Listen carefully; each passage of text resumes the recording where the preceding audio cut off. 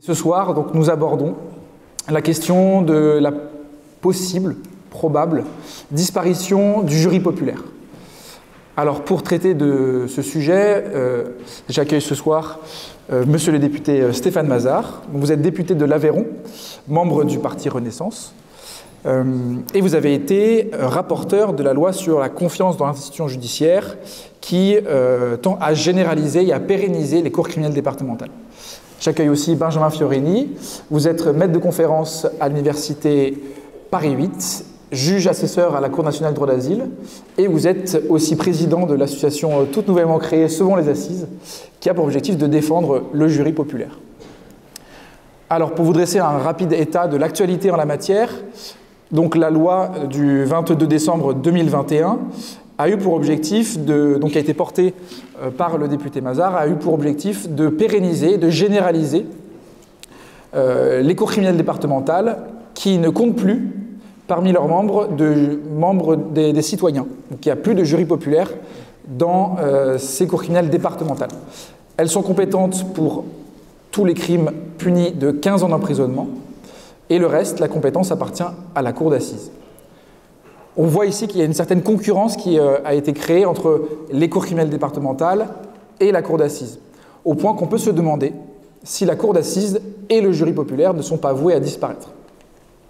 Alors la première question s'adressera à vous, Benjamin Fiorini. Est-ce que vous pouvez nous faire un historique du jury populaire et de la cour d'assises pour que l'auditoire comprenne concrètement de quoi on parle par cour d'assises ? Bien sûr, je vous remercie Guillaume, merci d'avoir organisé ce débat, merci également à monsieur le député d'avoir accepté ce débat. Je pense que c'est important justement que ce débat puisse se tenir parce qu'une des raisons qui motive le combat que je suis actuellement en train de mener, c'est précisément que cette réforme a été menée à mon sens sans qu'il y ait eu de vrai débat public sur cette question, alors qu'on remet en cause un fondement de la justice révolutionnaire, un acquis, une conquête républicaine de 1789. Et ça me permet de commencer à répondre à votre question. Le jury populaire en France a une histoire à la fois longue et à la fois récente, puisqu'il n'est pas aussi ancien en France qu'il ne l'est dans les systèmes de common law, par exemple. On peut remonter à la Magna Carta, si on traverse la Manche, qu'on va du côté du Royaume-Uni.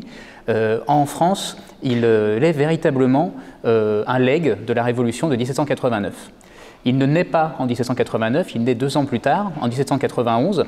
Et pourquoi il naît à cette époque?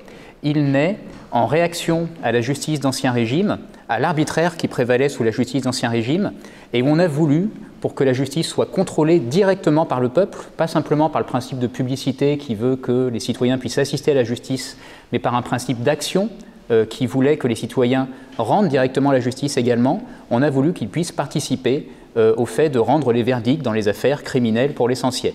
D'ailleurs, le jury, on devrait dire les jurés, puisqu'à l'époque, il y avait 2 jurys. Il y avait également le jury d'accusation. On connaît également dans la justice anglo-saxonne. On a d'ailleurs récemment parlé, vous savez, dans une affaire concernant les États-Unis. Donc on avait un jury d'accusation qui déterminait s'il y avait suffisamment de charges pour envoyer la personne devant une cour d'assises, qu'on n'appelait pas encore cour d'assises, et le jury de jugement tel qu'on le connaît aujourd'hui. Après cela, le jury a une histoire assez tourmentée, mais malgré tout, il subsiste toujours.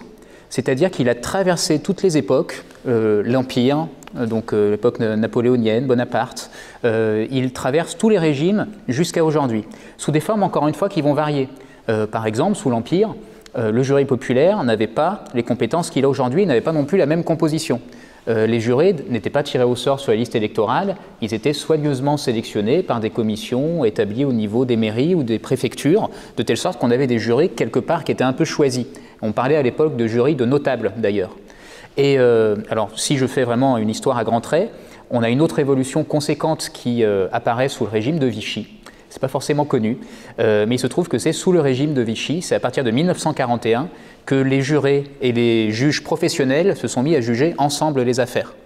Toutefois, ce n'est pas le système qu'on connaît aujourd'hui, puisque aujourd'hui, la différence fondamentale par rapport à ce qui a été instauré en 1941, c'est que les jurés, précisément, sont tirés au sort sur les listes électorales. ce qui permet de donner au jury populaire une véritable représentation démocratique et d'être également, j'y reviendrai tout à l'heure quand on lancera davantage le débat, être une instance qui permet à des personnes qui viennent d'horizons très différents de se rencontrer et de rendre ensemble la justice au nom du peuple français. Et pour clôturer, je vais peut-être juste décrire très rapidement la manière dont fonctionnent les cours d'assises actuellement pour bien fixer les termes du débat.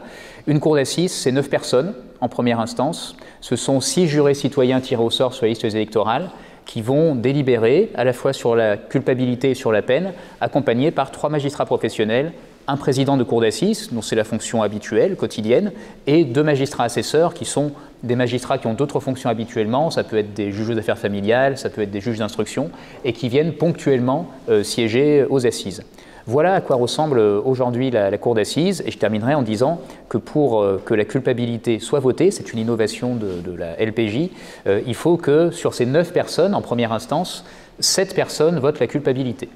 Donc c'est seulement à 7 voix contre 2 que la culpabilité des personnes est acquise et qu'on vote, le cas échéant, sur la peine. Alors, monsieur le député, je vais vous interroger cette fois sur la Cour criminelle départementale qui est issue d'une loi du 29 mars 2019, donc d'une expérimentation qui a été lancée par la chancellerie. Est-ce que vous pouvez nous expliquer quelles raisons sous-tendent l'apparition de cette nouvelle juridiction? Bien. À mon tour de vous saluer, de vous remercier pour ce débat, de m'avoir invité. Et vous saluer toutes et tous. Moi, je suis ravi d'être là. C'est un cadre somptueux. Et je me dis que les étudiants qui étudient ici ont quand même des conditions de travail quand même qui sont assez extraordinaires. Voilà, donc je ne vais pas me plaindre. À l'Assemblée, c'est assez confortable aussi, c'est joli, mais là, franchement, ça en jette, comme on dit. Bon, alors, Cour criminelle départementale. Alors, moi, je ne l'ai pas porté... la réforme de la Cour criminelle départementale, puisqu'en fait je suis que rapporteur, c'est un projet de loi. Donc c'est le garde des Sceaux qui a proposé cette loi donc, à l'examen de l'Assemblée nationale et du Sénat. Et comme vous l'avez dit, c'est une loi qui a été votée donc, en 2021, mais c'est une expérimentation qui a été portée depuis la LPJ, donc sous Madame Belloubet, qui, dans le cadre de la LPJ, donc, avait... prévu l'expérimentation des cours criminelles départementales. Et des cours criminelles départementales, il n'y en avait pas partout, on en avait créé dans certains départements, avec cette idée de voir comment on pouvait faire cohabiter donc, 2 juridictions pour juger les crimes, la cour d'assises telle qu'on la connaît habituellement, et la cour criminelle départementale qui serait dépourvue d'un jury populaire, qui serait composé de 5 magistrats, et qui aurait vocation donc, à connaître des crimes passibles jusqu'à 20 ans de réclusion criminelle, et puis de tous les crimes en appel. Donc l'expérience a été mise en œuvre, et c'est sur la base de ce retour d'expérience, de cette évaluation de l'expérimentation qui a été donc mise en œuvre, qu'il a été décidé dans le cadre de la loi confiance dans l'institution judiciaire, dont j'étais le rapporteur, de pérenniser donc la Cour criminelle départementale. Et c'est au mois de janvier, au 1er janvier, donc les cours criminelles départementales se sont donc répandues sur l'ensemble du territoire national. Donc voilà l'histoire et l'historique de la Cour criminelle départementale. Ce qui était avancé comme argument en faveur de la Cour criminelle départementale dès le débat de la LPJ, sur la LPJ. D'abord peut-être dire que le combat qui est mené par vous est un noble combat. Franchement, défendre le jury populaire, moi, s'il y a une association et s'il faut adhérer, j'adhère, sans aucune difficulté.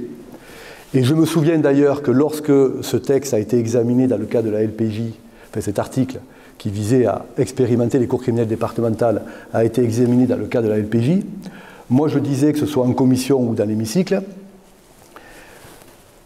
je suis avocat, j'ai plaidé au pénal, j'ai plaidé aux assises, et je ne serai pas le fossoyeur de la cour d'assises et du jury populaire.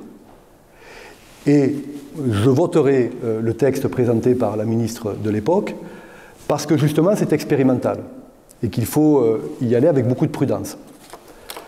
Donc c'était déjà, moi, le préalable, que ce soit à titre expérimental, et puis, encore une fois, hors de question de supprimer le jury populaire.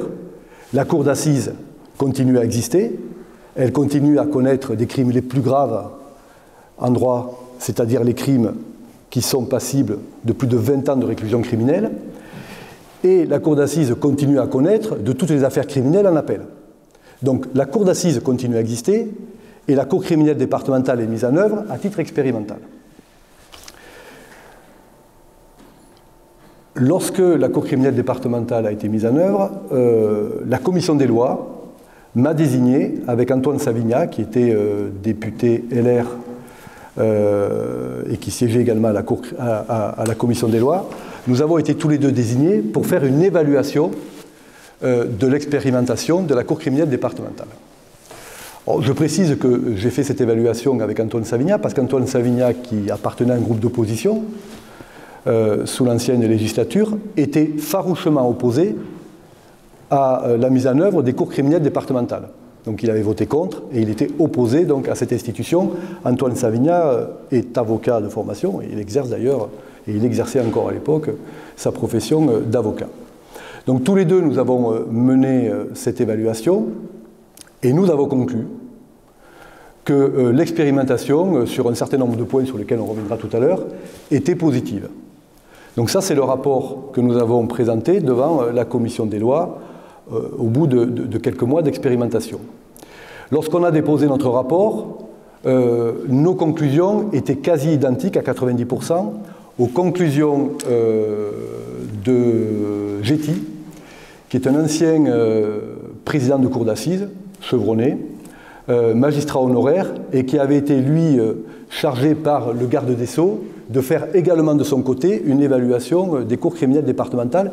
Et comme je vous le disais à l'instant, à 90%, ces conclusions recouvraient les miennes, les nôtres, et elles étaient très positives.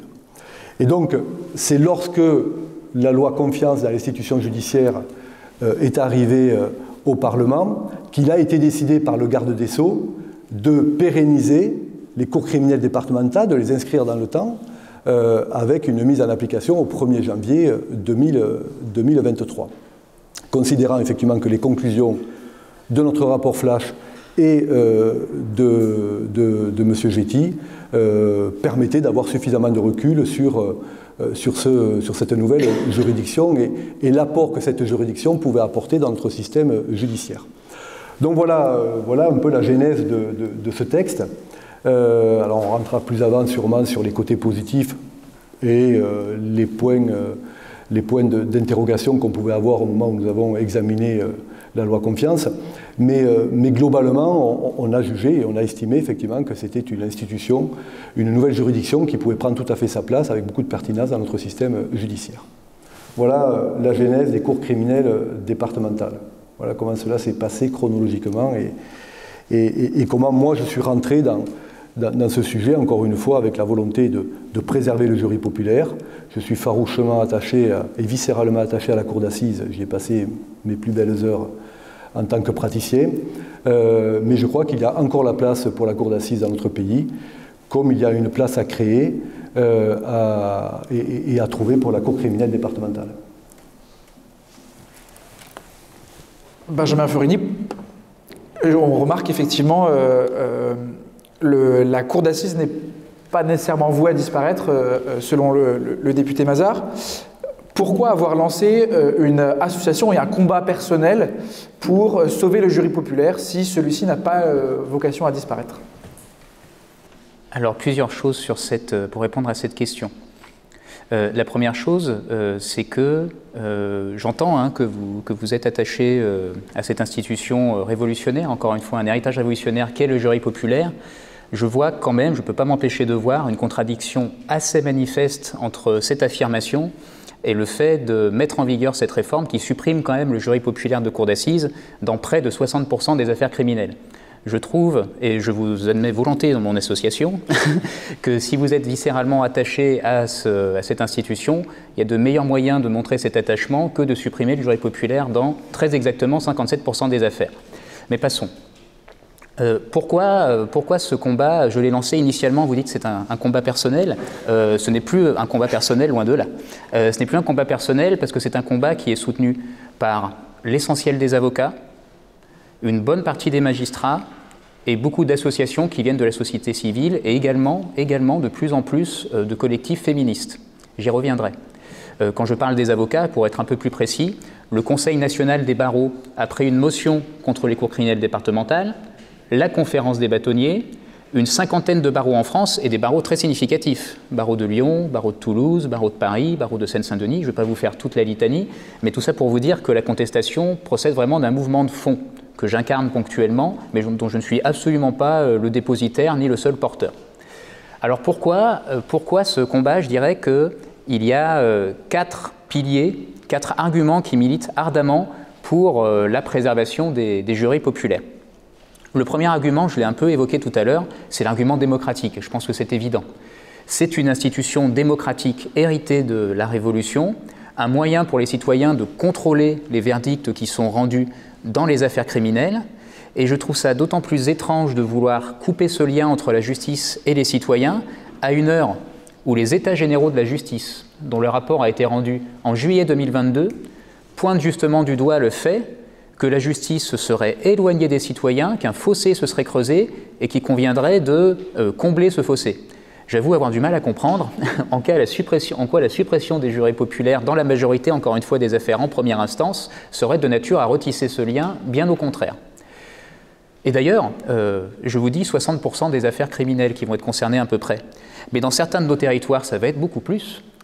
Parce qu'il y a des zones de notre territoire dans lesquelles les crimes qui vont être jugés par les cours criminelles représentent beaucoup plus que 60%. Moi, j'habite dans le Nord-Pas-de-Calais, Boulogne-sur-Mer. Alors, c'est un peu proverbial que dans le Nord-Pas-de-Calais, on a beaucoup d'affaires de meurtre, notamment beaucoup d'affaires de viol. Et vu que les viols, j'y reviendrai, vont être la principale infraction jugée par les cours criminelles départementales, ça va représenter à peu près 90% des crimes jugés par les cours criminelles départementales. Ça signifie que dans ma région, où ça représente 85% des crimes jugés par les cours d'assises, on ne verra presque plus jamais les jurés populaires. J'ai entamé un tour de France par une conférence à Saint-Étienne où on m'a parlé de la cour d'assises de Bourg-en-Bresse. Il se trouve que cette année, Bourg-en-Bresse, la cour d'assises aurait dû juger 100% de viols. Donc cette année, les Bressans ne seront plus conviés pour participer au jury populaire. Et je crains que l'on s'accoutume finalement à cette disparition des jurys populaires dans certaines zones de nos territoires. C'est une première chose. La deuxième motivation, c'est la motivation citoyenne. Ce n'est pas tout à fait la même chose que la motivation démocratique. La motivation citoyenne, c'est la suivante, c'est que le jury populaire de cour d'assises, c'est le dernier espace démocratique qui permet à des citoyens de rencontrer des juges, de délibérer avec eux et de rendre la justice au nom du peuple français. La justice, quand vous regarderez les jugements rendus par les cours criminelles départementales, sera toujours rendue au nom du peuple français, pas de difficulté là-dessus, mais elle sera rendue sans le peuple français. Ce qui, me semble-t-il, édulcore quand même l'affirmation selon laquelle elle serait rendue parfaitement au nom du peuple français. C'est un sacrifice citoyen parce que le jury populaire de cour d'assises, et ça, ce sont les ethnologues, les anthropologues, les sociologues qui ont rédigé des ouvrages après des entretiens avec des anciens jurés qui nous l'apprennent. Le jury populaire de cour d'assises, c'est un lieu où se déroulent de véritables éclosions citoyennes. Éclosion citoyenne parce que vous avez des personnes qui sont désignées par le sort pour siéger dans ces cours d'assises, qui a priori ne connaissent pas grand-chose au monde de la justice. Ça va être leur première expérience réelle, concrète de ce qu'est la justice, et ça va leur permettre d'avoir une vision beaucoup plus fine de ce que c'est que l'acte de juger, une vision beaucoup plus fine de ce que sont les crimes jugés par les cours d'assises. Par exemple, quand vous avez jugé un crime de viol, vous n'avez pas forcément, après cette expérience-là, la même notion de ce qu'est le consentement. Vous en avez peut-être une version un petit peu plus fine. Et ça permet à ces jurés de prendre conscience de ces différents enjeux. Et ils ressortent transformés. C'est ce que nous disent tous les ouvrages. Ils ressortent transformés par cette expérience citoyenne. Vous avez beaucoup de jurés, par exemple, qui arrivent avec beaucoup d'a priori sur certaines affaires et qui ressortent avec ces a priori renversés. Des a priori sur la justice, par exemple, on devrait mettre la peine maximale à chaque fois, et puis confronté à ce que c'est que véritablement une affaire criminelle, quand on entend le récit de la victime, quand on entend le parcours de la personne accusée, quand on entend les différents témoins, eh bien on a une appréciation un peu différente des choses. D'autant que, généralement, le fait d'être juré est précédé par une journée de formation où on vous apprend les grands principes du droit. Parfois, on vous fait visiter une prison, ce qui vous permet aussi de voir ce que c'est véritablement la vie dans un établissement pénitentiaire et de vous prononcer. Si vous prononcez 10 ans, 20 ans, 30 ans de réclusion criminelle à l'encontre de quelqu'un, vous vous prononcez en connaissance de cause. Donc, c'est véritablement une institution qui génèrent des éclosions citoyennes qu'on est en train, malheureusement, de raboter et de raboter sévèrement. Il y avait à peu près 20 000 citoyens qui étaient conviés à siéger aux assises chaque année. Désormais, ils ne seront plus que 10 000, même un peu moins de 10 000. Et ces citoyens, parce qu'ils sortent transformés, c'est ce que nous disent aussi les sociologues, les anthropologues, ils ressortent avec une perception différente, par exemple, des affaires médiatiques. C'est-à-dire que quand on parle de faits divers dans les médias, ils vont avoir une perception beaucoup plus nuancée de ce qui se dit. Ils auront moins tendance à écouter ce grand professeur de droit qu'est Cyril Hanouna, et ils auront peut-être tendance à davantage faire montre de nuances. Ce qu'on apprend aussi, c'est qu'il y a beaucoup de jurés qui prennent conscience à ce moment-là, et ça c'est très important, qu'être citoyen, ce n'est pas simplement ponctuellement se rendre dans un isoloir pour déposer un bulletin. La citoyenneté, ça peut prendre des formes bien différentes, et notamment le fait de trancher directement un problème posé à la collectivité. Et ça permet de prendre conscience de ça. Troisième argument, je ne veux pas être trop long, mais troisième argument qui milite fortement, à mon sens, pour la préservation des jurys populaires, c'est l'argument féministe. Je pense que la création de ces cours criminelles départementales et leur généralisation est un recul majeur pour la cause féministe. Pourquoi ? Parce que, comme je vous l'ai dit, ces cours criminelles départementales, elles vont juger très majoritairement à 90% des affaires de viol. En clair, c'est comme si on avait créé une juridiction spécialement pour les viols, une sorte de super tribunal correctionnel du viol, ou une sorte de sous-cour d'assises du viol, c'est Solon. Je dis sous-cour d'assises parce que manifestement, ce sont des infractions qui ne méritent plus ce regard citoyen que méritent en revanche les autres infractions pour lesquelles des peines plus graves sont encourues. Je pense au meurtre, je pense à l'assassinat, je pense à l'empoisonnement. Donc en fait, on crée des crimes de première division type meurtre et des crimes de seconde division dont le principal représentant, c'est le viol. À une heure où la lutte contre les violences sexistes et sexuelles a été érigée en grande cause nationale sous le premier quinquennat et sous le deuxième, je trouve ça assez curieux d'assister à cette régression-là. Et vous savez qu'il y a environ 3 semaines, il me semble, si j'ai bonne mémoire, il y a eu un hommage qui a été rendu à Gisèle Halimi par le président de la République. Hommage, entre parenthèses, boycotté par quasiment toutes les associations féministes, ce qui déjà en soi traduit quelque chose, et boycotté notamment, pas exclusivement bien sûr, mais notamment en raison de la création et de la généralisation de ces cours criminelles départementales. Parce que je rappelle que Gisèle Halimi, pendant sa vie professionnelle, a ardemment lutté pour que les viols soient jugés comme les crimes de sang. Et je suis désolé de le dire, mais depuis le 1er janvier 2023, les viols ne sont plus jugés comme les crimes de sang. Et pour insister sur ce point-là, je dirais que j'ai eu quelques sollicitations médiatiques depuis le début de ce combat, dont quelques sollicitations qui venaient de l'étranger, notamment de Belgique, de Suisse et d'Angleterre, enfin du Royaume-Uni plus largement. Et la première question qu'on m'a systématiquement posée, c'est pas tellement la question démocratique que j'ai abordée en premier lieu, c'est vraiment cette question-là. On m'a demandé, mais en gros, en France, pourquoi vous faites une juridiction spéciale pour les viols où il n'y a plus de jurés? Alors moi je répondais, je vous retourne la question. Non, quoique je sais pourquoi on en parlera, c'est par rapport au phénomène de correctionnalisation. On cherche à lutter contre, mais on va peut-être pas être d'accord là-dessus. À mon sens, le dernier rapport d'évaluation prouve que ce n'est pas efficace, mais on y reviendra. Et enfin, dernier argument, et là j'en aurai véritablement terminé, c'est l'argument qui a trait à la qualité de la justice. Je pense que ces cours criminelles départementales vont générer une justice criminelle de moindre qualité que les cours d'assises. Alors attention, mon propos, c'est pas de dire que les magistrats ne sont pas capables de juger ces affaires. Ce serait très maladroit, je pense qu'on a des magistrats qui font très bien leur métier en France, c'est absolument pas le sujet. Le sujet, c'est que quand vous avez une juridiction composée exclusivement de magistrats d'un côté et une juridiction composée de magistrats et de citoyens de l'autre, nécessairement, c'est pas le même procès. C'est pas la même audience, ce ne sont pas les mêmes choses qui vont être dites. Dans un procès aux assises, vu qu'on a affaire à un panel de jury qui ne connaît pas grand-chose a priori à la matière juridique, qui ne connaît pas forcément grand-chose non plus au type d'affaires auquel il a affaire, qui d'ailleurs n'a pas accès au dossier, c'est le principe d'oralité aux assises, c'est-à-dire qu'aux assises, tout ce qui va être jugé, ça sera sur la base de ce qui se dira. Ça ne sera pas sur la base du dossier, ça sera sur la base de ce qui va se dire à l'audience. Et cette nature-là de l'audience, basée sur l'oralité, ça va inciter les différentes parties, l'avocat, le procureur, à faire montre de pédagogie pour que les jurés comprennent bien les enjeux juridiques de l'affaire, les enjeux factuels. Et c'est cette pédagogie-là, ce temps-là qu'on va prendre aux assises, qui va permettre de rendre une justice de bonne qualité, qui va permettre à l'accusé de s'exprimer, de dire tout ce qu'il a à dire, à la victime de dire tout ce qu'elle a à dire, et que chacun ressorte du procès en ayant le sentiment véritablement qu'ils ont été écoutés et que justice a été rendue. Un viol, en général, aux assises, pour prendre cet exemple-là, ça va se juger en 2 jours, devant les cours criminelles départementales. Pendant l'expérimentation, ça s'est jugé à peu près selon le même délai. C'est ce que dit l'expérimentation.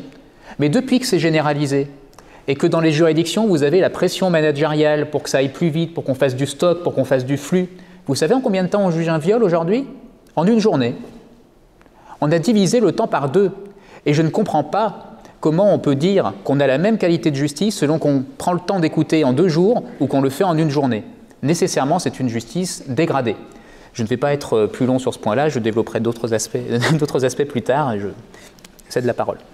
Monsieur le député, vu que vous aviez été rapporteur donc, du rapport flash sur l'expérimentation des cours criminelles départementales, est-ce que vous pourriez contraster ce constat fait par Benjamin Fiorini? Bien. Encore une fois, donc, il y avait mes conclusions, nos conclusions avec Antoine Savignat, mais il y avait aussi le rapport GETI et aujourd'hui les éléments qui ont été consolidés avec le comité de suivi et puis encore quelques informations qu'on a pu glaner, sûrement vous, de votre côté, de manière un peu empirique, en discutant avec les acteurs des procès ou moi également. Quelques points. Quel est l'intérêt aujourd'hui d'une cour criminelle départementale? Les délais d'audiencement. Enfin, c'est pas neutre, hein, les délais d'audiencement. C'est-à-dire que nous, on essaie de trouver les moyens pour que la justice dans notre pays fonctionne mieux.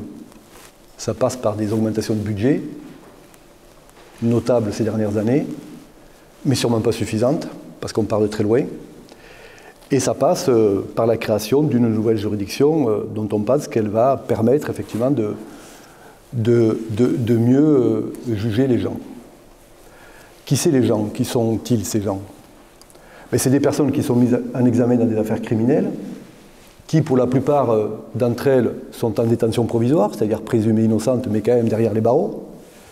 Et puis ce sont des victimes qui débutent un long chemin qui va les amener jusqu'à un procès qui sera, c'est un peu une formule d'avocat, la première pierre de la reconstruction espérée. Et ces délais, avant la mise en œuvre de la cour criminelle départementale, ils étaient très longs.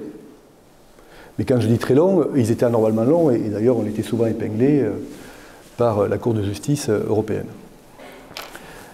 Les délais d'audiencement étaient parfois de 30 mois. Donc ça veut dire que pendant tout ce temps-là, on est en détention provisoire, on est sous contrôle judiciaire avec une restriction des libertés, alors qu'on est présumé innocent, ou on est une victime dans l'attente de savoir quel va être le sort réservé à celui pour lequel on a porté plainte. Donc voilà, c'était ça, la difficulté, la grande difficulté avec moi, je suis avocat dans l'Aveyron, je dépends de la Cour d'appel de Montpellier, et les stocks de la Cour d'appel de Montpellier, c'était ça, les temps d'audiencement, c'était une des cours d'appel les plus chargées.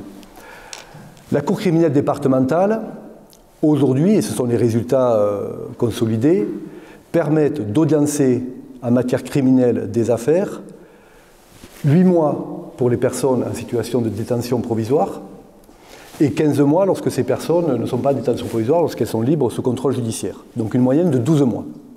Donc on voit que nous sommes sur des délais d'audiencement qui sont quand même beaucoup plus respectueux du temps qu'on doit donner, qu'on doit se donner pour juger de tels faits. Donc ça me paraît être important et c'est un premier élément qui milite en faveur des cours criminelles départementales. Le temps d'audience. Alors les temps d'audience, on l'a constaté, alors effectivement c'était le début, tout le monde faisait très attention, mais on a quand même le comité de suivi qui finalement corrobore les constatations qu'on avait pu faire ainsi que celles de GETI. Les temps d'audience, il faut savoir qu'un procès d'assises de 2 jours correspond à 1 journée devant la cour criminelle départementale, 3 jours, 2 jours, 4 jours, 2 jours et demi, 3 jours. Voilà. C'est le gain de temps que l'on réalise, quand je dis le gain de temps, c'est le gain de temps d'audience économisé lorsqu'on est sur la cour criminelle départementale. Ça correspond à quoi ce temps d'audience? Est-ce que ça veut dire que la justice est moins bien rendue? Ben non. Tout simplement, et vous l'avez d'ailleurs très bien décrit, on a affaire à 5 magistrats professionnels.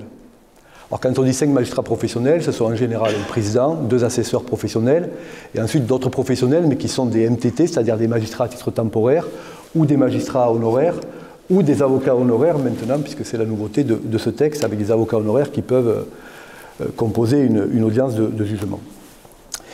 En fait, tout le temps économisé, c'est le tirage au sort des jurés. C'est l'explication à chaque étape du procès que l'on se doit de faire aux jurés qui, comme vous l'avez dit, sont totalement néophytes, n'ont jamais mis les pieds dans une salle d'audience, et il faut tout leur expliquer pas à pas. Et ça prend énormément de temps, surtout quand on a un président de cour d'assises scrupuleux, qui est très pédagogue, et qui veut faire les choses de manière professionnelle. On a ensuite le délibéré, et là on le sait, et c'est évident, que quand vous délibérez sur un dossier à 5 magistrats professionnels, alors que quand il faut embarquer des jurés totalement néophytes, ben, vous n'allez pas passer du même temps. Donc c'est la raison pour laquelle on se retrouve effectivement avec des délais, des temps d'audience beaucoup plus importants en cour d'assises que lorsqu'on se trouve devant la cour criminelle départementale. Ce qui nous paraît important en termes de qualité de justice rendue. Et ce sont les conclusions qu'on avait indiquées dans notre rapport avec Antoine Savignat. C'est que si on avait une bonne qualité de justice rendue par les cours criminelles départementales, c'était parce qu'elles étaient en réalité présidées par des présidents de cour d'assises. Et pourquoi c'est important que ce soit les présidents de cour d'assises qui président également les cours criminelles départementales? C'est parce que les présidents de cour d'assises ont l'habitude de faire vivre le débat, et notamment ce fameux principe d'oralité des débats. Puisque même si devant les cours criminelles départementales, le dossier est présent et qu'on peut se référer aux pièces du dossier, en fait, la pratique a démontré que les présidents de cour d'assises habitués à faire vivre les débats dans le cadre du principe d'oralité continuaient à faire vivre les débats ainsi devant les cours criminelles départementales. Et donc, ce qu'on a acté dans la loi lorsque le texte est venu devant nous, c'est qu'on préserve, même devant la cour criminelle départementale, le principe de l'oralité des débats. Et on a également inscrit dans le marbre que le président de la cour criminelle départementale devait être impérativement un président de cour d'assises. Et donc désormais, on a des présidents de cour d'assises qui alternent entre la présidence d'une cour d'assises classique et une présidence de cour criminelle départementale. Et donc on a la même façon de présider par les mêmes personnes, avec le même impératif, celui de faire vivre les débats. Et d'ailleurs, le rapport de suivi dit, et c'est le retour d'expérience des magistrats qui composent donc les cours criminelles départementales, c'est que même si le dossier est sur le bureau, en fait, on n'y touche pratiquement pas, et on se réserve effectivement d'accéder à certaines pièces du dossier en cours de délibéré. Donc voilà ce qui me paraît important de préciser quant à la qualité des procès devant la cour criminelle départementale. Le mouvement féministe, et c'est peut-être le point sur lequel moi, à titre personnel, j'ai fondé le plus de conviction concernant l'institution des cours criminelles départementales. Parce qu'on est dans un amphi, on peut avoir de très beaux débats théoriques, mais la vraie vie, c'est pas ça. La vraie vie, c'est que quand vous avez 90% des affaires dans le département dont vous parliez tout à l'heure, ou dans mon département, celui de l'Aveyron, devant les cours d'assises, qui sont des viols, on continuera à avoir beaucoup de viols commis dans nos départements, mais qui désormais seront pour l'intégralité d'entre eux, ou la quasi-intégralité d'entre eux, jugés par une cour criminelle départementale. Alors certes, c'est cour et départementale, mais il y a le mot criminel dans la cour criminelle départementale.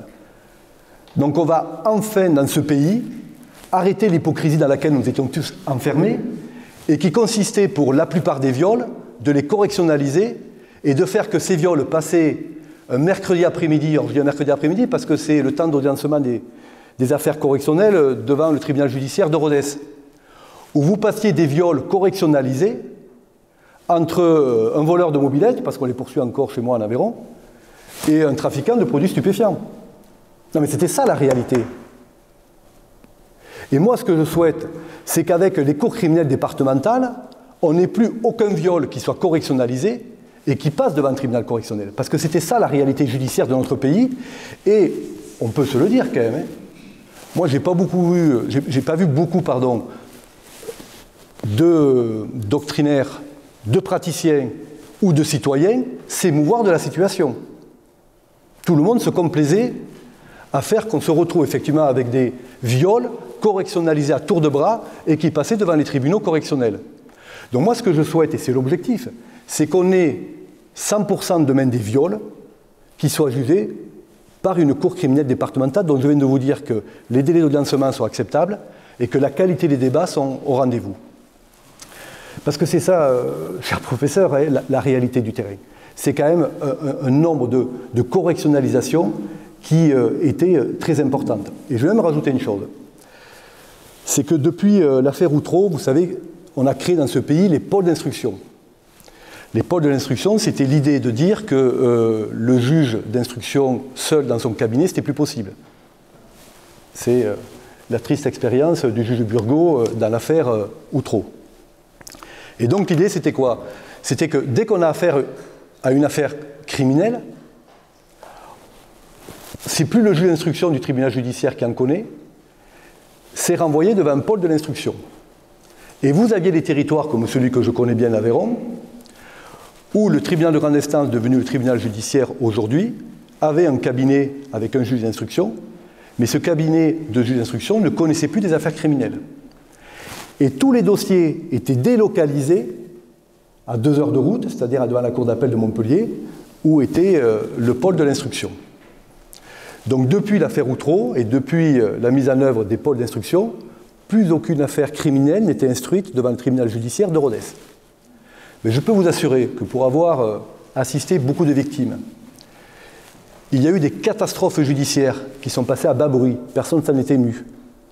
De personnes qui étaient à 3 heures de la cour d'appel de Montpellier, qui étaient à 3 heures du pôle de l'instruction, qui étaient victimes de viols, et qui, du fait de cet éloignement à 3 heures de route, parce que c'était des personnes démunies à l'aide juridictionnelle qui ne pouvaient pas se payer un avocat, qui allaient à 3 heures de route suivre le dossier d'instruction, et bien se retrouvaient privés du suivi qu'on pouvait attendre d'un dossier pénal à l'instruction, avec des correctionnalisations qui arrivaient à tour de bras, et des dossiers qui n'arrivaient même plus devant la cour d'assises de l'Aveyron parce qu'elles arrivaient au tribunal correctionnel. C'est ça qu'on a vécu dans les territoires. Et avec justement la réforme que nous portons avec les cours criminelles départementales, c'est de dire que désormais, sauf affaires complexes, multi-auteurs, etc., faits contestés et peut-être contestables, sauf faits complexes, les affaires criminelles, et notamment les viols, vont pouvoir être instruits devant le tribunal judiciaire, dans le cabinet du juge d'instruction du tribunal judiciaire, là où les faits ont été commis et là où les victimes vivent. Et on a mis fin, avec cette réforme, encore une fois, à quelque chose que je trouvais, moi, catastrophique pour les victimes, et notamment pour les victimes de faits de viol, mais qui, encore une fois, n'avait ému personne et passé à bas bruit. Tout cela parce qu'on se drapait dans les grands principes d'une collégialité des pôles d'instruction qui n'existait de fait jamais, puisque les co-saisines devant un pôle de l'instruction, c'était 2% des dossiers.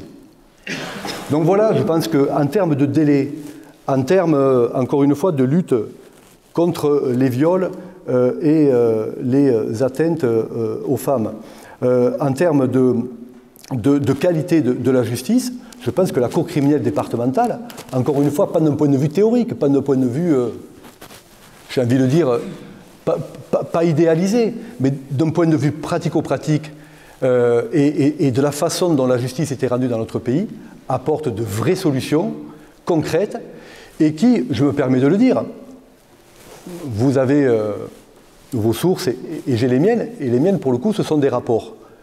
Que ce soit les avocats, que ce soit les magistrats, que ce soit les associations qui ont été auditionnés dans le cadre de ces travaux, tout le monde a reconnu que c'était une justice de qualité, qu'au niveau des délais on s'y retrouvait, qu'il y avait un taux d'appel, et on y reviendra très certainement, qui était satisfaisant, et encore une fois qu'on avait une justice qui était rendue dans de bonnes conditions par des magistrats qui prenaient la véritable mesure de la gravité des faits pour lesquels ils étaient saisis, ce qui n'était plus le cas avec les correctionnalisations à tour de bras dont je viens de vous parler.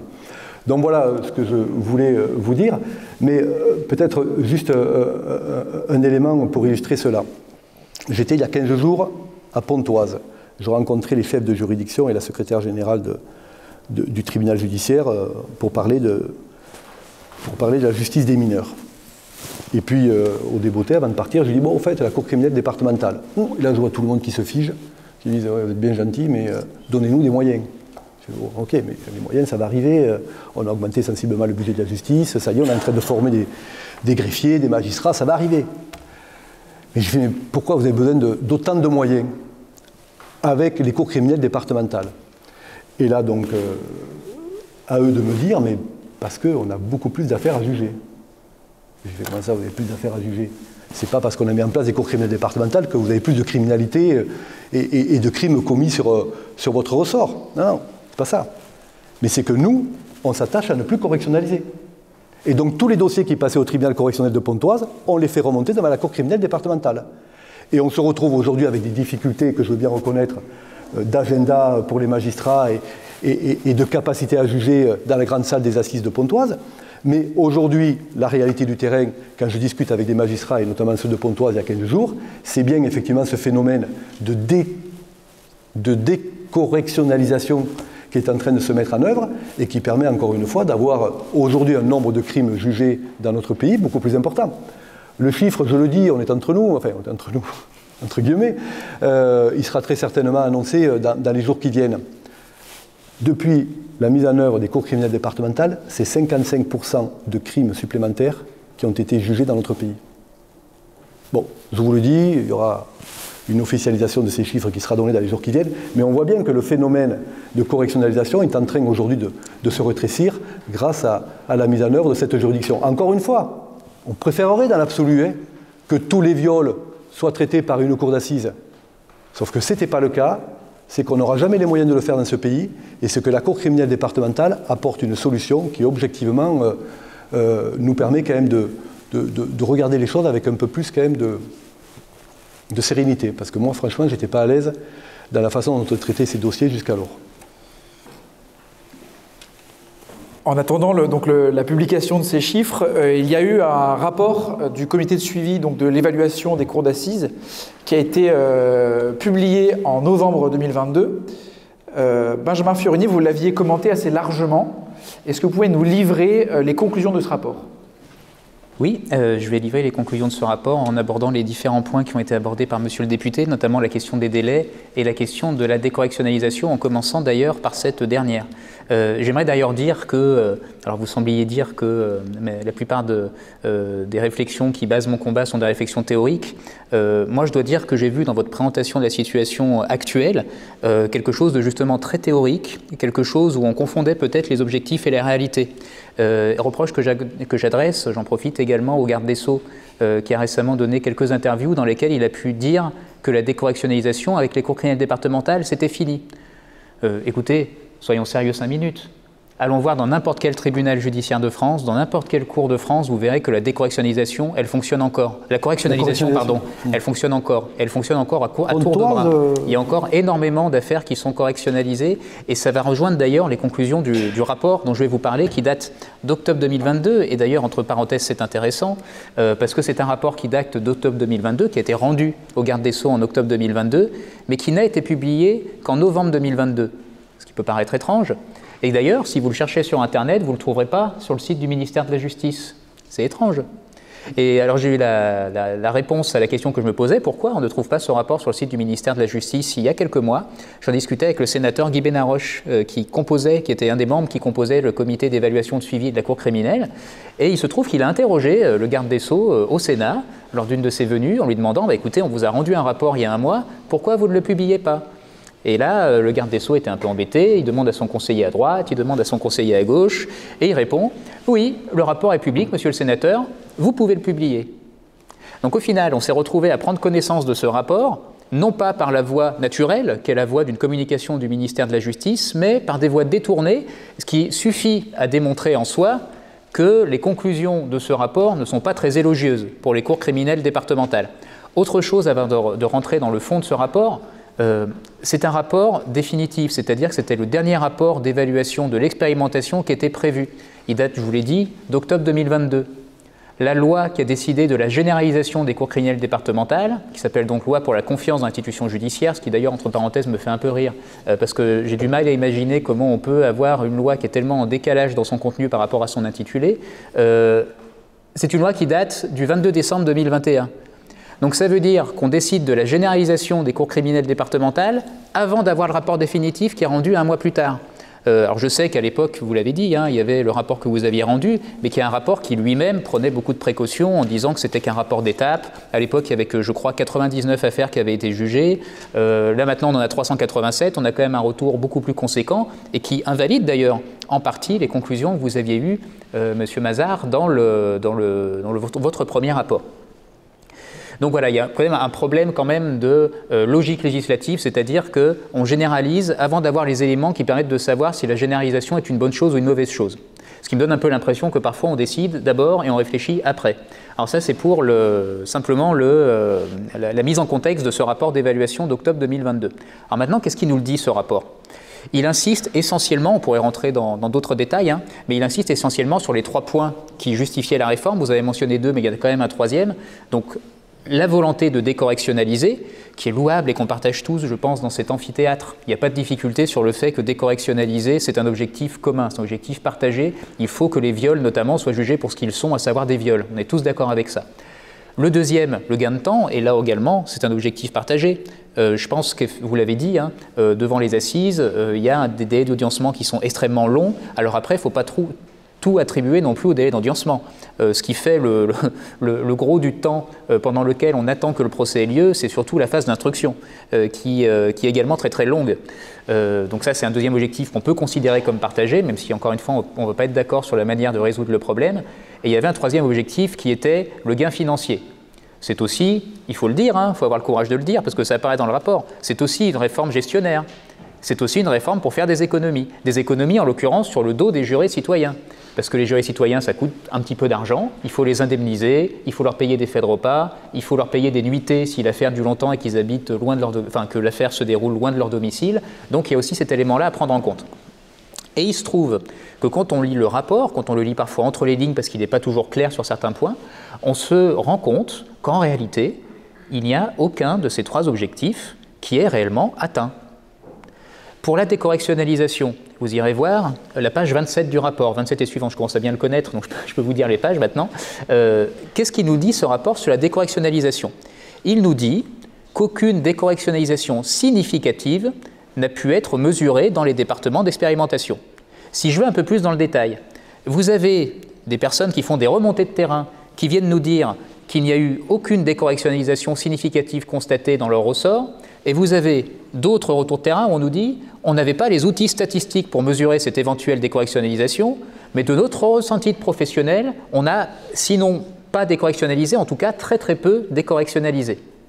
Donc c'est là où on a quand même un constat de terrain, parce que moi aussi je me base sur des rapports, monsieur le député, on a un constat de terrain qui est extrêmement divergent. Donc si vous avez de nouveaux chiffres, moi je suis tout à fait partant pour les avoir. En tout cas, depuis que j'ai entamé mon Tour de France, je ne sais plus si je l'ai dit tout à l'heure, mais là c'est la 12e étape d'un Tour de France composé d'une vingtaine de conférences, où j'ai l'occasion d'échanger avec des professionnels, j'échange beaucoup, avec des avocats, des magistrats, des présidents d'assises qui me disent ce qu'ils pensent, ce qu'ils ne peuvent peut-être pas dire dans le cadre de leur devoir de réserve, mais ce qu'ils me disent à moi quand on est en catimini. Et ce qu'ils me disent, ce n'est pas ce que vous dites. Ce qu'ils me disent, c'est qu'ils ne voient pas de décorrectionnalisation significative. Et ils ne voient pas de décorrectionnalisation significative, on y viendra peut-être, parce qu'évidemment, cette décorrectionnalisation ne serait possible, même dans l'absolu, que s'il y avait les moyens qui l'accompagnent. Parce que si vous décorrectionnalisez, qu'est-ce qui se passe? C'est ce qu'on vous a dit à Pontoise d'ailleurs, je pense, hein. C'est que les instructions vont durer plus longtemps. Parce que si on décorrectionnalise, il faut qu'à l'instruction, il y ait plus d'expertise qui rentre. Donc ça veut dire que les juges d'instruction qui croulent déjà sous les dossiers vont prendre encore plus de temps à juger les différents dossiers, à renvoyer les différents dossiers, terminer leurs affaires, et ça va allonger ce temps d'instruction qui est déjà faramineux pour finalement être éventuellement récupéré au niveau d'audiencement, mais le gain est nul, voire inexistant. Donc il y a cet argument de la décorrectionnalisation qui, à mon sens, explose en plein vol quand on lit le rapport. Et encore une fois, page 27 et suivante, vous regarderez. Deuxième élément, le délai. Vous avez dit, reprenant là encore les termes du garde des Sceaux d'ailleurs, et vous appuyant en partie sur le dernier rapport d'évaluation, que le gain de temps en moyenne était de 6 mois. Ce n'est pas ma lecture du rapport. C'est pas mal la lecture du rapport parce que les chiffres que vous avez donnés, effectivement, le délai de 8 mois pour les personnes détenues, il apparaît. Sauf que vous avez une petite note de bas de page dans ce rapport, à ce niveau-là, précisément à ce niveau-là, qui nous dit, alors en fait, on n'avait pas les données pour comparer le délai d'audiencement devant les cours criminelles départementales avec celui devant les cours d'assises, donc on l'a comparé avec les délais devant les cours d'assises d'appel. Sauf que le problème, c'est que sur la période où la comparaison a eu lieu, les délais devant les cours d'assises d'appel n'étaient pas autant encadrés qu'ils le sont aujourd'hui. C'était encadré vaguement par la notion de délai raisonnable. Alors c'est sûr qu'on pouvait prendre le temps. Délai raisonnable, c'est une notion quand même assez floue. Donc en fait, si vous regardez les véritables délais que vous allez d'ailleurs sur le site du ministère de la Justice, ces délais se trouvent véritablement. Vous constatez que le véritable gain à l'audiencement, il n'est pas nul, et ça je le reconnais volontiers, il existe, mais il n'est pas de 8 mois. Pour les dossiers détenus, il oscille entre 3 mois et demi et 4 mois. Alors c'est pas mal. Vous me direz, c'est déjà bien de gagner 3,5, 4 mois sur des délais d'audiencement. Moi, je trouve ça assez bien. Mais le problème, c'est que ce temps que vous gagnez à l'audiencement, vous le reperdez à d'autres endroits. Je m'explique. Alors déjà, vous l'avez dit, il y a un problème au niveau du taux d'appel. Ce que dit le rapport, c'est que le taux d'appel devant les cours criminelles départementales, il est de 21%, quand devant les cours d'assises, il est de 15%. Pour les viols, il est de 23% devant les cours criminelles départementales, alors qu'il est de 17% dans les cours d'assises. Ça veut dire que vous avez un taux supérieur d'affaires qui vont faire l'objet d'un appel, qu'il va donc falloir rejuger. Alors j'entends, il y a un argument qui consiste à dire « mais il n'y a pas encore eu les éventuels désistements de la part des avocats ». Alors j'entends cet argument, c'est sûr qu'il y aura quelques désistements, mais ça ne va pas faire descendre le taux de 6%. Enfin, les praticiens, quand vous dites ça, vous rayonnez. Le taux d'appel ne va pas descendre en dessous de la barre qui est fixée au niveau des assises. Donc il y aura plus d'appels, il y aura donc plus de jugements, ce qui va être difficile à la fois pour les accusés qui vont devoir vivre un nouveau procès, pour les victimes bien entendu qui vont devoir vivre un nouveau procès, pour tous les témoins qui vont être convoqués, etc. Donc le temps, le petit délai que vous gagnez à l'audiencement, vous le reperdez en aval par un taux d'appel plus important. Autre élément, ces cours criminelles départementales, vous l'avez dit, fonctionnent avec 5 magistrats. Alors que les cours d'assises, c'est 3 magistrats, on disait, plus 6 jurés citoyens. Ces 5 magistrats, il faut bien aller chercher quelque part. Ça va être un président de cour criminelle qui est effectivement par ailleurs président de cour d'assises, et ça c'est une très bonne chose. 2 magistrats assesseurs qui sont des magistrats en exercice, que je vous expliquais tout à l'heure, vous savez, c'est un JAF par exemple qui va être mobilisé ponctuellement pour siéger aux assises, ou un juge d'instruction qui va être mobilisé pour juger temporairement aux assises. Et les 2 autres, ça sera soit là encore des magistrats en exercice, donc le JAF, le juge d'instruction, etc., soit des avocats honoraires, donc des avocats, on va dire, retraités, mais qui continuent à rendre de bons et loyaux services, des magistrats honoraires, donc c'est la même chose, mais côté magistrat, ou des magistrats à titre temporaire, qui, dans les faits, d'ailleurs, sont également des personnes d'une certaine expérience. Donc d'ailleurs, entre parenthèses, ce que dit le rapport, c'est que dans la plupart des cas, on va être dans cette dernière hypothèse. Dans la plupart des cas, on va avoir 3 magistrats en exercice, plus soit un MTT, et puis, enfin un magistrat à titre temporaire et un magistrat honoraire, soit un avocat honoraire plus un magistrat honoraire.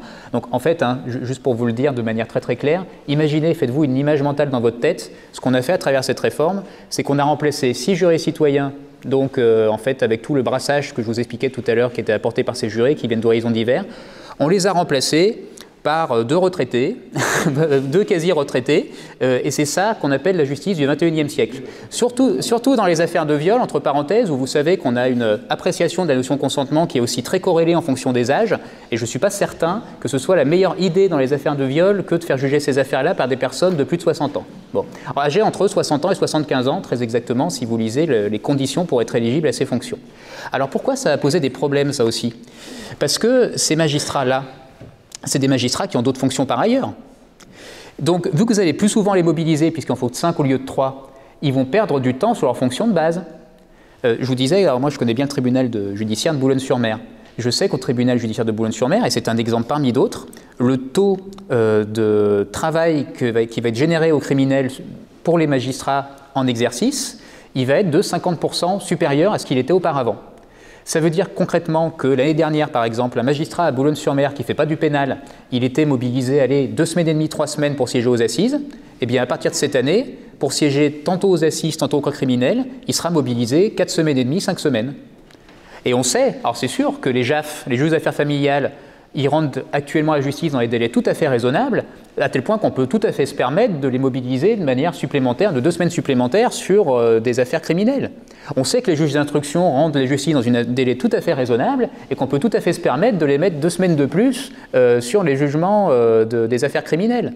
Non, évidemment que, en fait, on va gagner un peu de temps à l'audiencement, c'est ce qu'on disait tout à l'heure, mais ce temps-là, non seulement on va le perdre en appel, parce qu'il y aura un taux d'appel plus important, et puis on va le perdre aussi sur les autres contentieux, parce qu'on va surmobiliser les magistrats dans ces différents contentieux. Donc voilà, et, il me semble qu'au niveau des délais, le compte véritablement n'y est pas. Enfin, le troisième argument, la troisième idée qui préside à ces cours criminels, je le disais, c'était de faire des économies. Et là également, le rapport d'évaluation donne quelques réponses. Le dernier rapport d'évaluation d'octobre 2022, il nous dit que si on compare une journée d'audience en cour criminelle départementale et une journée d'audience devant une cour d'assises, on arrive à la conclusion qu'une journée d'audience devant une cour criminelle départementale, ça coûte à peu près 1 000 € de moins. Donc on fait une économie de 1 000 € par jour d'audience. Sauf que, après que le rapport a été rendu, le garde des Sceaux a adopté 2 arrêtés. Un premier arrêté où il fixe la rémunération de ses avocats honoraires, avec la volonté de rendre cette fonction assez attractive. Donc on a mis un montant de rémunération assez haut, qui correspond à 3 fois ce que touchaient les magistrats à titre temporaire. Sauf que, pour ne pas créer de discrimination avec les magistrats à titre temporaire, il y a un deuxième arrêté qui est pris le même jour pour multiplier par 3 la rémunération des magistrats à titre temporaire. Donc au final, bon bref, si on fait le calcul, on arrive à la conclusion que ces cours criminelles départementales ne vont pas coûter 1 000 € de moins par jour, elles vont coûter moins cher, c'est vrai, elles vont coûter à peu près 735 € de moins par jour. Donc sachez, chers citoyens, que c'est pour 735 € de moins par jour qu'on sacrifie un édifice de la Révolution de 1789, qui plus est pour une décorrectionnalisation qui, à mon sens, n'est pas avérée. Deuxième chose au niveau du coût, puisqu'on parle du coût, ce qui n'est pas d'ailleurs ma préoccupation principale à titre personnel, mais voilà, reprenons cette logique du coût et voyons ce qu'il en est dit. Il faut recruter des magistrats. Le rapport dit clairement que pour que ça fonctionne bien, ces cours criminelles départementales, il faut recruter un nombre massif de magistrats. Pourquoi? Parce que pour que ça fonctionne bien, pour que ça fonctionne vraiment bien, ces cours criminelles départementales, il ne faut pas qu'elles siègent à la place des assises, il ne faut pas qu'elles siègent à la place des tribunaux correctionnels. Il faut que tout ça siège en même temps. Il faut qu'on puisse en même temps avoir des assises qui fonctionnent, des cours criminels qui fonctionnent et des tribunaux correctionnels qui fonctionnent. Or, pour que ça marche, il faut 2 choses. Il faut des effectifs, donc il faut des magistrats en nombre suffisant, et il faut, un truc tout bête, j'ai presque honte de le dire tellement c'est évident, mais il faut de la place. Il faut des salles d'audience. Parce que les cours criminels, vous n'allez pas les faire sur le parvis du tribunal ou dans le parc d'à côté, vous allez bien les faire dans une salle d'audience. Or, le rapport dit que dans beaucoup de tribunaux, dans la plupart des tribunaux d'ailleurs, il n'y a pas cette salle d'audience pour faire cohabiter ces 3 juridictions. Donc ça veut dire que les CCD, quand elles vont siéger, soit elles vont prendre la place des assises, pas dans tous les cas, mais dans certains cas, soit elles vont prendre la place des tribunaux correctionnels. Et je vais vous donner un exemple très récent, c'est dans la presse ce que je vais vous dire. Tribunal judiciaire de la Sarthe, au Mans. Eh bien, en grande partie, en raison de la surmobilisation des magistrats due au cours criminel départemental, le tribunal de police du Mans a fermé pendant 6 mois. Donc là, du 1er janvier au 1er juin, il n'y a plus de tribunal de police au Mans. C'est fermé. Donc toutes les affaires qui devaient être jugées sont reportées à 2024, avec entre parenthèses des problèmes de prescription, parce qu'on est sur du contraventionnel. Vous savez que la prescription est assez rapide. Et dans ce même tribunal, en correctionnel, 15 journées d'audience correctionnelle supprimées. 15 années sur l'année, c'est beaucoup. Ça représente beaucoup d'affaires, parce que sur une journée de correctionnel, vous jugez un paquet d'affaires. Et voilà le résultat concret des cours criminelles départementales aujourd'hui. Alors j'entends, et d'ailleurs c'est très bien, je m'en félicite, enfin, je trouve que c'est une information positive pour notre justice. Il y a des créations de postes qui ont été annoncées, 1500 postes de magistrats et 1500 postes de greffiers à l'horizon 2027. Très bien. Alors je vais quand même nuancer un petit peu le très bien. 1500. Vous savez qu'il y a 1 an et demi à peu près, il y a une tribune qui a été publiée dans le journal Le Monde, qui est la tribune des 3000, signée par 3000 magistrats qui dénonçaient justement leurs conditions de travail et qui affirmaient qu'il y avait une perte de sens dans leur métier, notamment parce qu'on leur demandait surtout de faire du chiffre et qu'ils n'avaient plus le temps de prendre en compte les paramètres humains des affaires qu'ils avaient à juger. Cette tribune, elle a créé un grand émoi dans le milieu de la magistrature et je pense que d'ailleurs le législateur y a été en partie sensible. Dans le cadre de cette mobilisation engendrée par cette tribune, il y a les chefs de juridiction, les chefs de cour, qui ont fait remonter un chiffre. avec les moyens du bord, mais qui ont fait remonter un chiffre en essayant d'évaluer leurs besoins en magistrats. De combien de magistrats ils avaient besoin actuellement, pas dans 4 ans où les besoins seront plus importants, mais actuellement pour écluser les affaires dans des conditions raisonnables. Et le chiffre, alors même que les chefs de cour, laissez-moi vous dire que ce n'est pas des révolutionnaires. Je ne sais pas si vous avez déjà fréquenté ou entendu, mais on ne peut pas tout à fait dire qu'ils répondent à la définition du personnage révolutionnaire. C'est plutôt des gens qui se veulent extrêmement sérieux et qui, parce qu'ils sont sérieux, veulent faire remonter des revendications entendables auprès des gouvernants, de ceux qui nous gouvernent. Et le chiffre qu'ils ont fait remonter, ce n'est pas 1500, c'est 5000. Il faudrait 5000 magistrats. Donc moi j'entends bien qu'on puisse pas, c'est sûr qu'on ne va pas faire une promotion de l'ENM avec 5500 postes, c'est certain que ce n'est pas possible, ne serait-ce que d'un point de vue matériel. Mais toujours est-il que cette annonce de 1500 magistrats, alors même que les besoins demain seront plus importants que ce qui a été annoncé aujourd'hui, sont sous-dimensionnés par rapport à ce qui est attendu. Deuxième chose, sur ces postes de 1500 magistrats, on ne sait pas combien seront concernés par les cours criminelles. Sur les 1500, moi je suis incapable, au regard des annonces qui ont été faites, de vous dire il y aura combien de juges d'instruction si on veut véritablement décorrectionnaliser qui viendront garnir les effectifs, il y en a combien qui seront mobilisés sur les cours criminelles départementales, je ne sais pas. Donc il y a quand même un flou. Et puis troisième chose, et là c'est pareil, c'est tellement bête que je me sens presque coupable de le dire, mais les 1500 postes c'est dans 4 ans, et les cours criminelles départementales c'est maintenant. Donc ça veut dire que pendant les 4 prochaines années, on assume le fait qu'on va faire fonctionner ces cours en état de pénurie avec tous les problèmes que je viens de vous énumérer.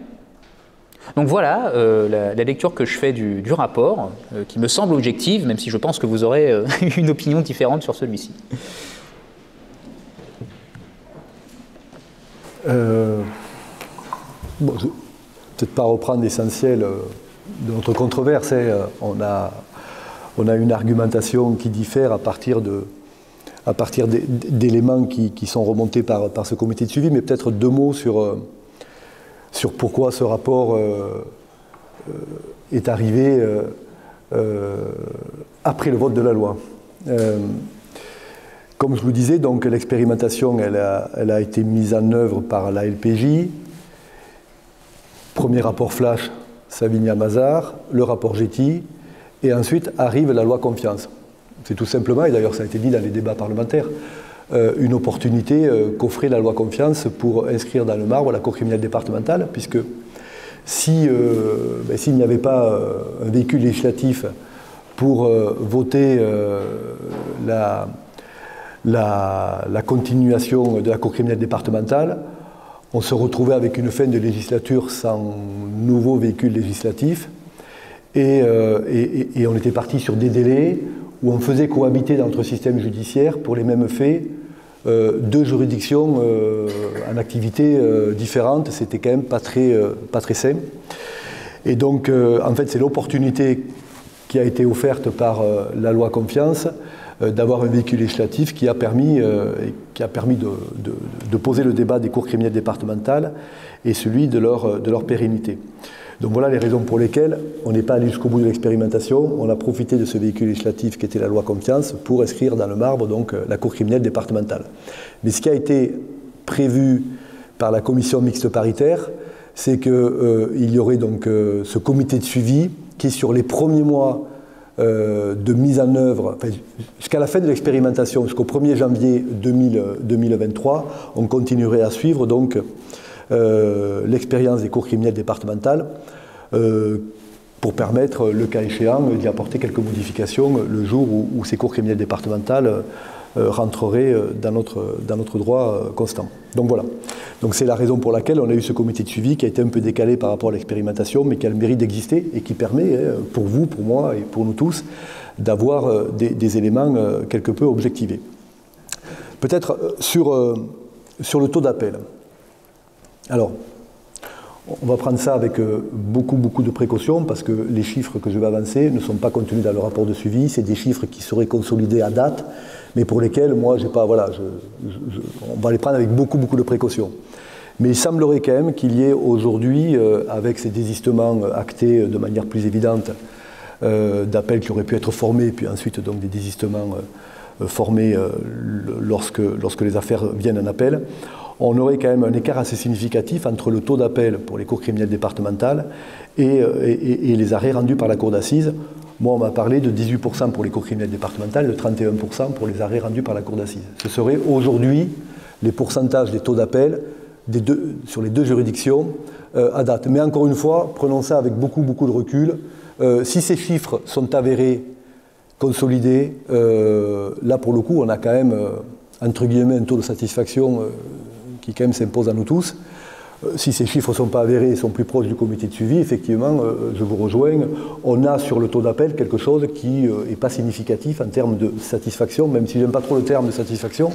Quand on passe devant une cour d'assises ou devant une cour criminelle départementale, je pense qu'on ne peut pas mesurer un niveau de satisfaction à celui du taux d'appel, mais bon, c'est comme ça qu'il avait été appelé lors des débats parlementaires. Revenir sur la composition de la cour criminelle départementale. Vous dites, et c'est vrai qu'on peut avoir cette lecture un peu rapide, ça va consommer beaucoup de temps de magistrats qui peut être utile devant les juridictions auxquelles ils sont attachés au quotidien. Juge aux affaires familiales, juge d'instruction, juge devant le tribunal correctionnel. Non. En fait, non. Parce que si je prends l'exemple classique, vous avez aujourd'hui, devant un tribunal judiciaire d'un département, prenons celui de la Sarthe ou celui du Cantal, vous avez 4 sessions d'assises. Vous aviez 4 sessions d'assises. Si on considère que dans ces départements, et peut-être le Cantal plus que la Sarthe, je n'en sais rien, je ne connais pas la Sarthe, je suis d'accord avec vous, vous avez à peu près 90% de viols. Donc vous allez avoir 4 sessions d'assises qui vont être transformées en 4 sessions de cour criminelle départementale. Là où vous aviez une session de 15 jours, puis une deuxième session de 15 jours, une troisième session de 15 jours et une quatrième session de 15 jours, vous jugiez avant des faits criminels quand c'était des viols, qui n'étaient pas correctionnalisés, il y en avait quand même quelques-uns qui remontaient donc, devant les cours d'assises, ben vous aviez sur 15 jours à peu près 4 viols. 4 viols qui étaient jugés sur ces 15 jours que représentait la session de la cour d'assises. La cour criminelle départementale, sur la même session de 2 semaines, de 15 jours, va juger 6 viols, 6 crimes. Donc on va avoir quand même un gain d'affaires audiencées et jugées par la cour criminelle départementale dans ces départements. Mais vous n'allez pas avoir une 5e, une 6e ou une 7e session de 15 jours. Vous aviez 90% de viols, on va continuer à juger les viols, on va éventuellement, et on l'espère, rajouter d'autres faits de viol, et on va rajouter, pourquoi pas, quelques sessions, mais on ne va pas avoir un tribunal judiciaire qui va avoir des sessions de cour criminelle départementale tout au long de l'année. On passera peut-être de 4 à 5, de 4 à 6, mais ça va être à peu près la jauge qu'on peut espérer. Et vous allez avoir donc la mobilisation désormais de 3 magistrats comme auparavant, puisqu'on avait 3 magistrats qui composaient donc la cour d'assises pour ce qui concerne les magistrats professionnels, et ensuite on avait le jury populaire. Là, vous allez avoir toujours les 3 mêmes magistrats, mais vont se rajouter à ces 3 magistrats, alors vous les avez appelés les retraités, alors effectivement, ce sont parfois des retraités, mais ce sont surtout des personnes d'expérience, soit parce qu'ils ont été avocats, et donc ils ont une expérience en tant qu'avocats, ils ont parfois plaidé des affaires de viol, des affaires criminelles, en tout cas des affaires devant le tribunal correctionnel, et donc en tant qu'avocats honoraires, ils vont participer à cette action de juger. Donc ils amènent leurs compétences, leur expérience, leur regard. Et vous allez avoir des MTT, qui sont souvent d'ailleurs des avocats à la retraite, pas honoraires, mais qui choisissent d'être MTT, qui vont participer donc à cet acte de jugement. Et puis vous avez des magistrats honoraires qui sont à la retraite, qui sont en retraite donc dans ces villes de province, ou ces métropoles, ou Paris, et qui vont participer donc à cet acte de justice. Donc on va mobiliser 2 anciens professionnels, MTT, magistrats honoraires, avocats honoraires, qui de toute façon n'ont pas vocation à être juges aux affaires familiales, juges d'instruction au quotidien. Donc ils viennent en plus renforcer la composition de la cour criminelle départementale. Donc on voit bien que la mobilisation de magistrats va rester la même pour les 3 magistrats professionnels, et ceux qui se rajoutent, ce sont de toute façon des personnes qui viennent concourir à l'acte de juger, mais qui ne sont pas au quotidien affectées à d'autres tâches au sein du tribunal judiciaire. Concernant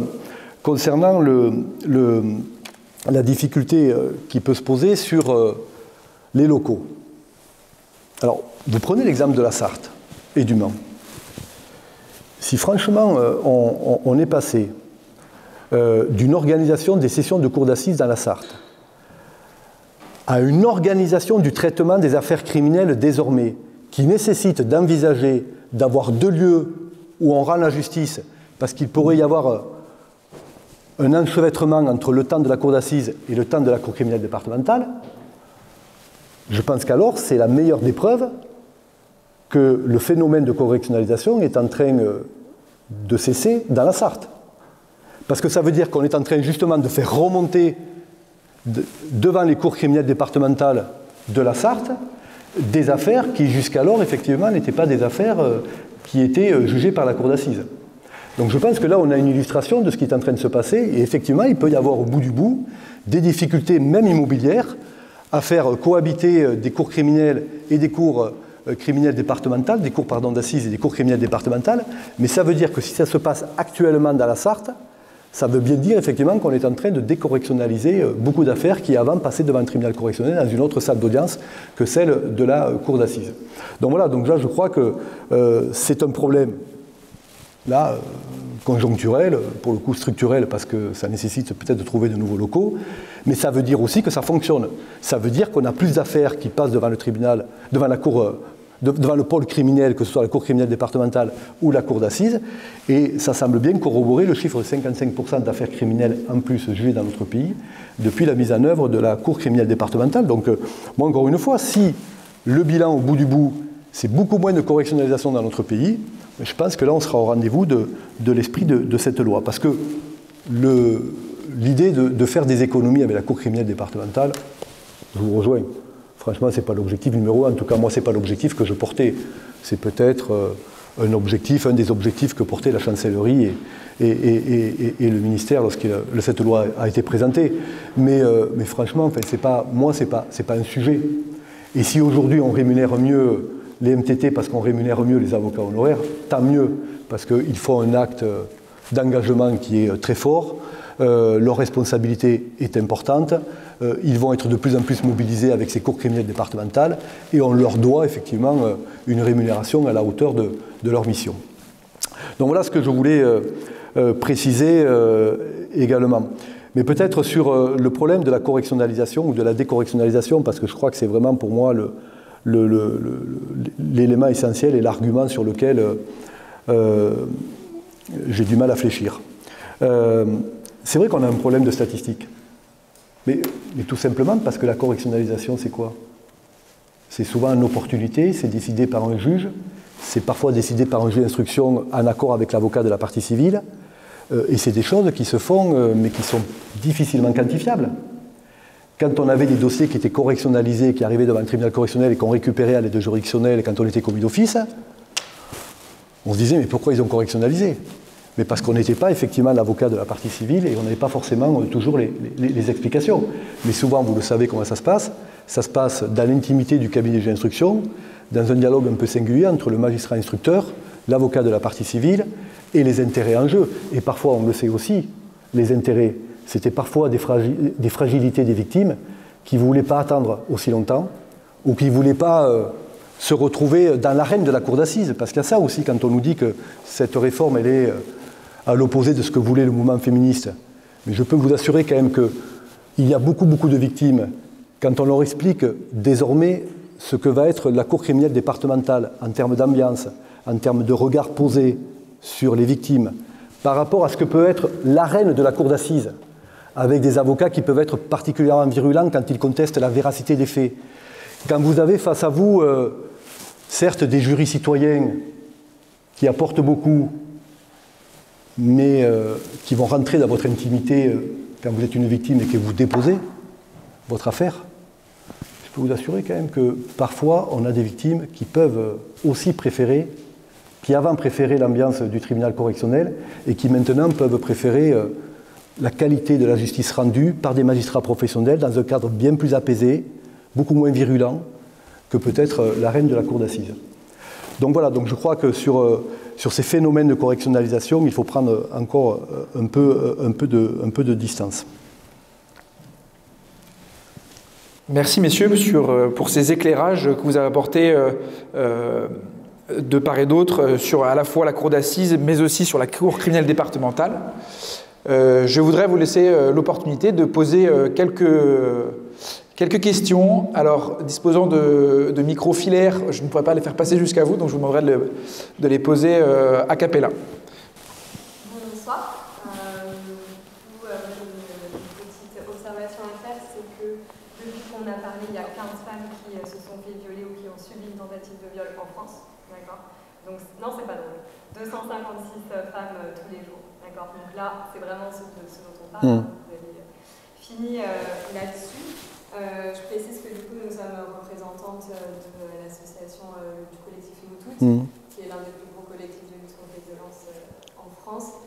Il y a eu des discussions très intéressantes ici avec l'articulation d'arguments sur un discours que j'ai entendu sur la démocratie, sur la citoyenneté, etc. C'est très intéressant. Vous l'avez rappelé, Monsieur Mazard, là on parle vraiment de personnes, il ne s'agit pas de rajouter des viols ici, rajouter des viols là-bas, vraiment c'est des personnes derrière ces cas. C'est pour ça qu'il me suis permis de rajouter ce chiffre. Il faut aussi savoir que sur ces personnes, donc c'est 256 tentatives de viol ou viol par jour, seulement 10% ils vont porter plainte, tout simplement parce que le système est extrêmement traumatisant, parce qu'il n'y a pas suffisamment de moyens pour former les magistrats en l'occurrence, mais on pourrait parler de la police, on pourrait parler de toutes les personnes qui sont en contact des victimes. On a mobilisé l'argument féministe. Alors je peux vous assurer que vraiment les mouvements féministes, je ne pense pas qu'on va vous suivre dans cette réforme du tout. Merci aussi de ne pas instrumentaliser le combat féministe pour légitimer cette réforme, puisque vraiment il ne s'agit pas du tout d'arguments féministes lorsqu'on parle de ce constat que vous avez fait. En fait, les revendications, elles existent depuis des dizaines d'années. En fait, elles sont formulées par les organisations féministes qui travaillent avec les victimes et non pas avec des affaires, avec des cas, en fait, vraiment avec des vraies personnes. Et il s'agit d'améliorer la formation des magistrats notamment. On a parlé de consentement tout au début de cette intervention ici, donc pour changer les mentalités dans le discours politique, médiatique, public, etc. En fait, concrètement, comment est-ce qu'on va adresser ce problème de système judiciaire complètement traumatisant et cette défiance en fait dans le système judiciaire de la part des victimes qui, à juste titre, cette défiance elle est tout à fait légitime de notre sens, du point de vue de notre association, notre collectif féministe. Et comment en fait on peut s'éloigner de cet argument de décorrectionnalisation comme étant l'argument féministe en faveur de cette réforme, alors que finalement ce n'est pas le cas. C'est l'inverse. J'y vais ? Ouais. Bien, merci pour votre observation et question. Après, je n'ai pas voulu instrumentaliser, et désolé si vous avez eu le sentiment que je le prenais comme un paravent, mais je répondais pour le coup à l'argument féministe qui était opposé à la réforme. Moi, ce que j'ai essayé de vous expliquer, c'est vraiment pour le coup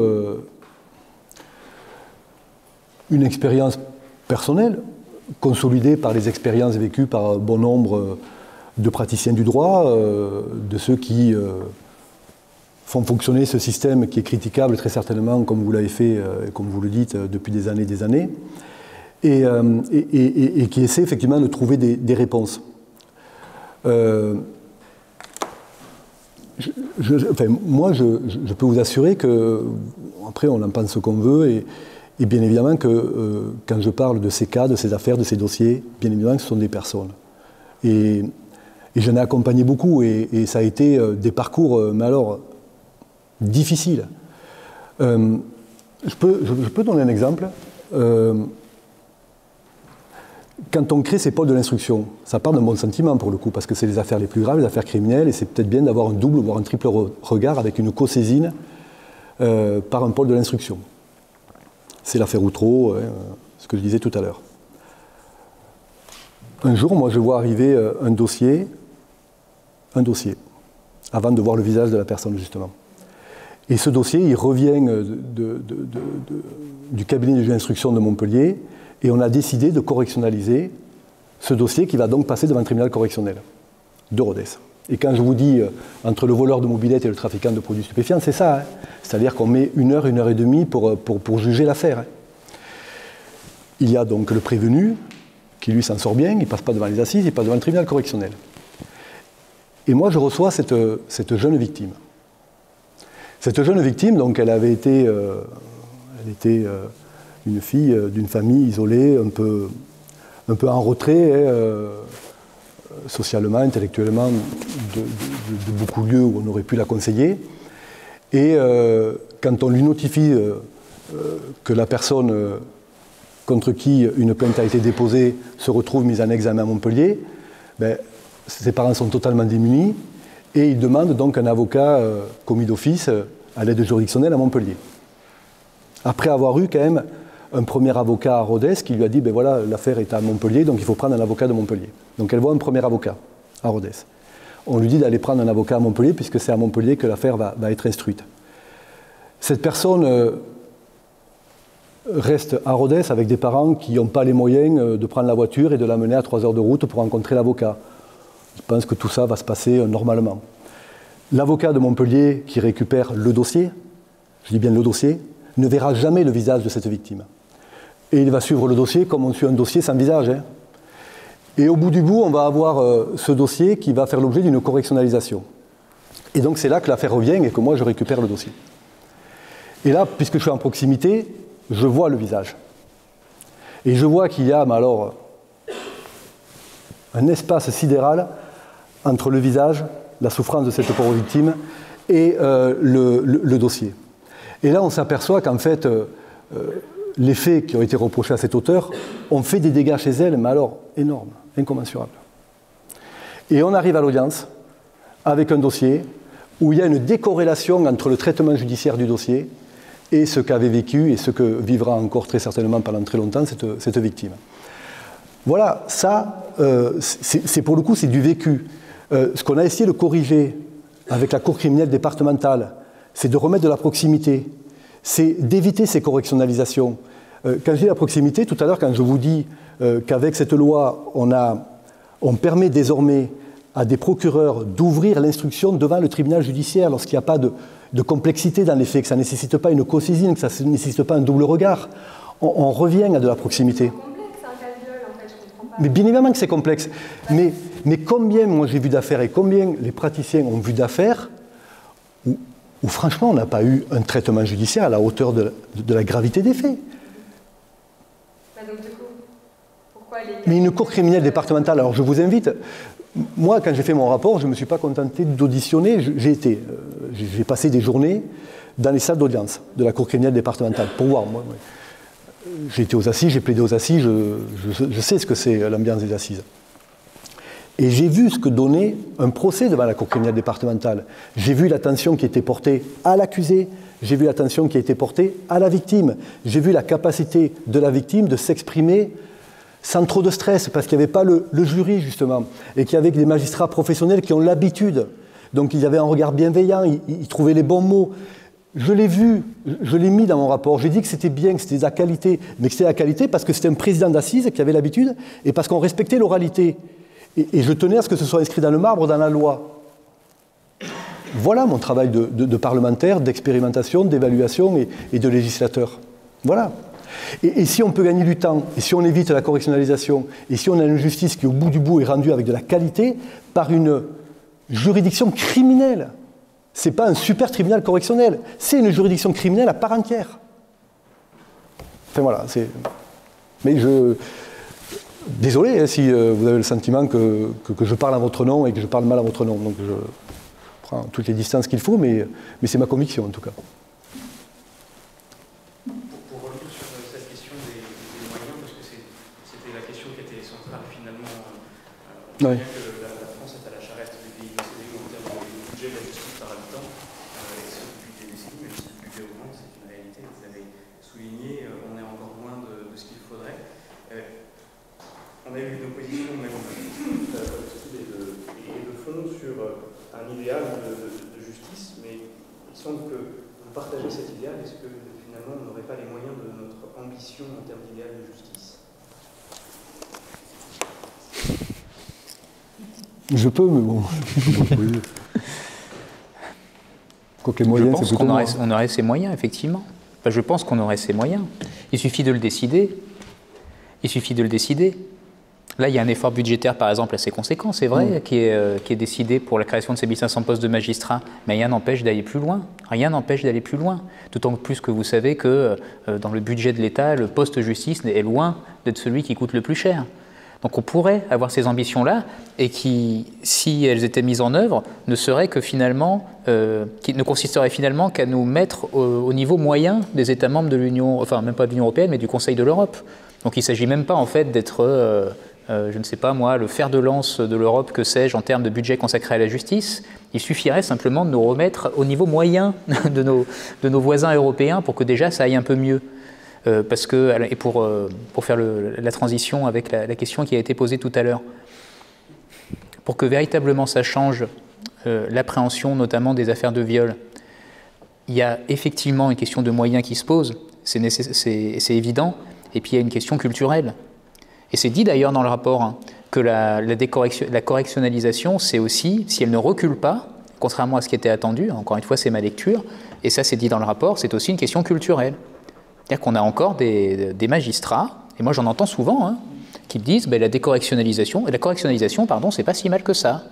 C'est pas si mal que ça parce que finalement les victimes y trouvent leur compte, parce que si on ne correctionnalisait pas, elles attendraient 1 an, 2 ans pour que l'affaire soit jugée au criminel. Et ce problème, on va le retrouver avec les cours criminelles départementales.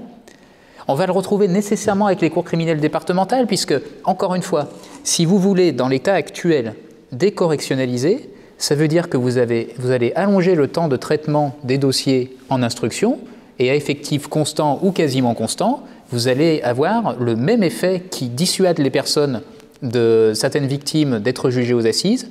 Ça va consister à dire, si on va jusqu'en cour criminelle, ça va nous prendre X temps, alors que si on va au tribunal correctionnel, c'est beaucoup plus rapide. Alors, allez, mademoiselle, allez, correctionnalisons. Mais c'est comme ça que ça se passe. C'est comme ça que ça se passe en réalité. C'est une pression, c'est une sorte de chantage au temps passé. Et je pense que, encore une fois, pour contrecarrer ça, il faut des moyens et il faut un changement culturel. Et le changement culturel, vous l'avez abordé, il passe notamment par la formation.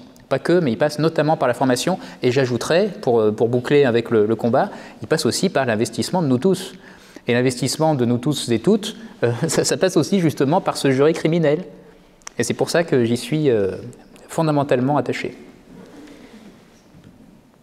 Oui, peut-être pour rebondir sur ce qui a été dit quand même, parce que j'entends l'argument qui consisterait à dire le temps qu'on va gagner devant la cour criminelle, on va le perdre avec des instructions qui vont être très importantes. La plupart des correctionnalisations, elles se font justement au terme de l'instruction.